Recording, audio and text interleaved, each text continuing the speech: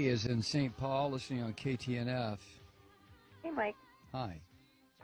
Well, I'm confused. I want to talk about Israel. And so, can you even imagine any other country in the world allowing 530 rockets to fall before it took a step to defend itself? And then hearing the last segment, you guys were talking about not wanting to help fund the Iron Dome. The Iron Dome isn't just to protect Israelis. It's also so that they don't have to fire back and cause casualties in these areas of the Gaza Strip where the population is so densely populated. I just don't know. Tell me what you think would be an acceptable. When are the Israelis supposed to defend themselves? How can they do that? Well, wait a second, Mimi. Let me just turn it around and ask you something. You are a family. You have lived in St. Paul, Minnesota, for your family and your antecedents for probably, let's say, 100 years. And all of a sudden, I show up on your doorstep, literally on your doorstep. And I say to you, Mimi, get out of this house. This is my house. Let me tell you why it's my house. It's my house because my religion says it's my house. Now get out. Now, I happen to be standing on your doorstep with a gun pointed at your head and at Wait, your... who are you? No. Hold on. No. I listen to you. You listen to me. I don't know which side you're talking for, but okay. All right, Mimi, I'm going to put you on hold so you can go ahead and interrupt if you want to.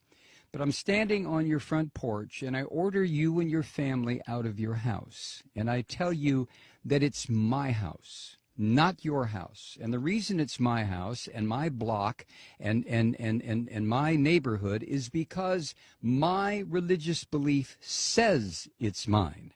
And you sit there and you say, well, no. What are you talking about? We've been here 100 years. I'm sorry. Get out, Mimi. So you leave. And the reason you leave is because you know if you don't, I'm going to blow up your house and probably blow up your family. So you leave and you move down the street.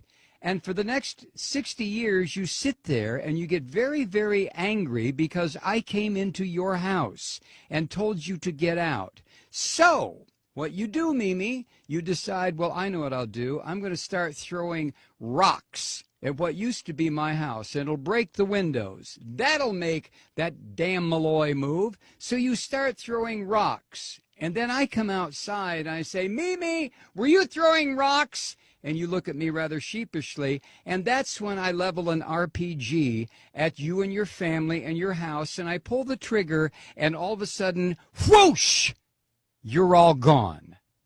Now, which of us is the terrorist? You tell me. But tell me on another phone call, Mimi, because I'm not going to get involved in a big discussion about this. Thank you. Wow. When does Israel have a right to defend itself? Well, when do I have a right to defend myself? I came in and took Mimi's house. So if Mimi attacks me, who's going to say, well, Malloy, you have a right to defend yourself because Mimi's attacking you? And somebody else will say, yeah, but you took Mimi's house. Yeah, but, possession is 9/10 of the law. Nah, possession is 99.9% of the law. And besides, God gave me this land. What the hell is Mimi doing on it?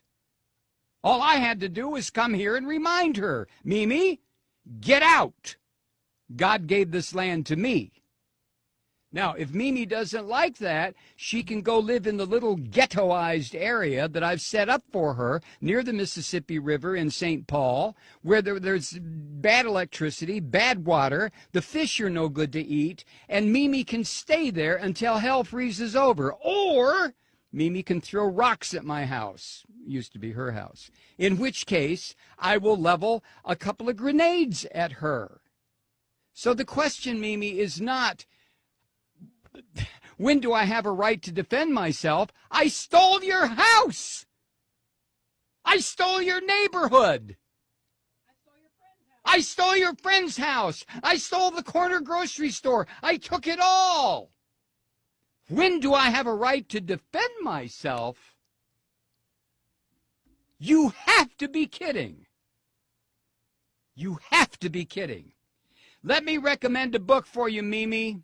It was written by Rabbi Meir Kahana. The title is They Must Go.